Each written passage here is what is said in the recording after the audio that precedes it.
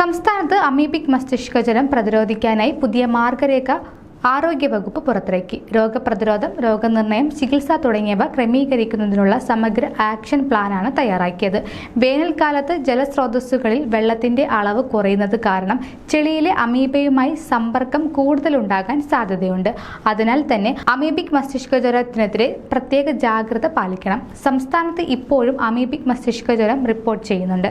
2025 12 കേസുകളും 5 മരണവും റിപ്പോർട്ട് ചെയ്തിരുന്നു. വിവിധ ജില്ലകളിൽ അമീബിക് മസ്തിഷ്കജ്വരം സ്ഥിരീകരിച്ച സാഹചര്യത്തിൽ രാജ്യത്ത് ആദ്യമായി ഏകാരോഗ്യ സമീപനത്തിലൂന്നിയ ഗവേഷണ പ്രവർത്തനങ്ങൾ നടത്താൻ കേരളം തീരുമാനിച്ചിട്ടുണ്ട്.